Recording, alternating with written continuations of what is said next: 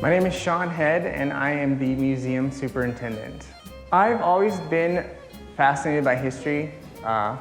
It could be any part of history, but since I am a native Iowan, I've always been fascinated with the fair. Ladies and gentlemen, I present to you... So the museum complex, we have two structures. The older one has a lot more artifacts. In the newer museum, as we call it, there is a more permanent display, but you also have video of the train crash. You can judge different animals. You can see the history of things like the butter cow. This is one of the best kept secrets definitely on the grounds.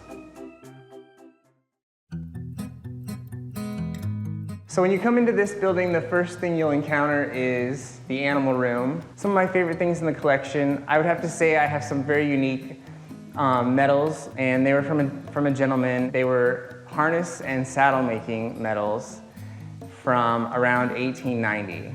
And he said, I want to make sure that the fair gets these in case something happens to me and I don't want them lost. And we don't have anything like that. They're pretty awesome medals.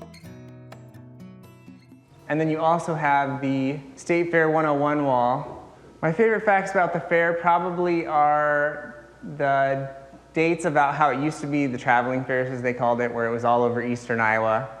And then I would also say the fun ones, like the hottest day recorded at the fair, which was August 16th, 1983, 108 degrees. That would be pretty toasty. Here we have our fair fashion, or what we wear to the fair. And this display is gonna show you exactly how fashion at the fair has evolved through the decades. So this is the kitchen area of the museum, and this table is original to the building as it was used by Polk County. They could bring people out from the poor farm, or Polk County home as they called it, and they could spend a day at the fair, they could relax, they could eat down here, and they could rest upstairs. On the second floor, one of the rooms looks at entertainment through the years at the fair. We have a little bit of Roy Rogers, who is really popular. Even today, people can come in and tell me when they were kids, one of the first shows they saw at the fair was Roy Rogers in the grandstand, so that's pretty sweet.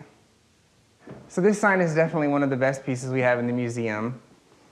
And you look at it and be like, wait, why would it say that? Well, the story is that the mechanic in the maintenance shop had to stop his work and talk to every single person that came into the maintenance shop, and he never got his work done. So Henry Dietz had that sign made, and he had it hung above the mechanic's door. So the basement was added to this house when it was renovated.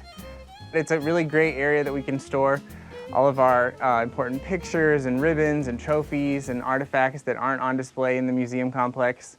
They can be stored down here. And this is definitely one of the favorite features of the archives.